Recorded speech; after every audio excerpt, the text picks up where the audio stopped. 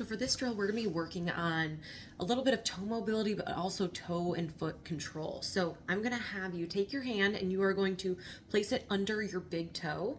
You are going to pull the toe back into a comfortable range, and then from there, keeping the toe nice and long and flat, we're gonna press the toe into our fingers for just about 10 seconds. And you could do it longer than that, but just starting off, start with 10 seconds and see if you can slowly ramp it up, almost like you're starting with 30 or 40% of your push into your fingers and then slowly go to 50%, 60%.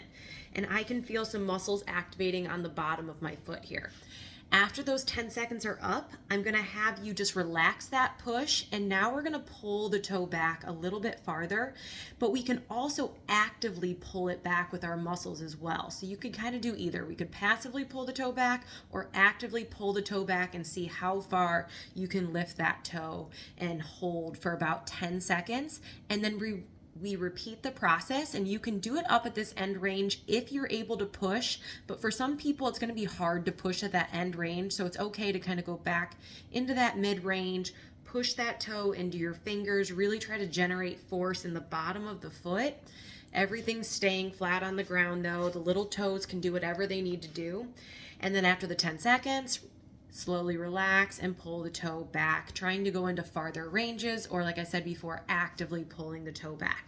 Now, that was for the big toe. We can also do that same thing for the little toes, but for this one, we're gonna put our fingers under all 4 little toes, trying to keep them as straight as we can. And then in that position, I'm gonna try to press those toes long and flat into my fingers in that bent back position for about 10 seconds, just like the big toe, and then relax that push. And then we're gonna passively pull them back with our fingers, or we can even actively try to hold them there. And it's okay if once again all the toes come up, but we're trying to keep those toes nice and long and flat and extended back as far as we can. And then we repeat one more time, press those toes for 10 seconds, and then pull back or actively lift for 10 seconds. So you can do that as many times as you want. The more the better, just because we'll kind of keep getting more strength, but also more mobility out of those toes. Remember, we want them long and flat, and we're looking to feel muscles in the bottom of the foot kicking on when we're pressing those fingers or our toes into our fingers.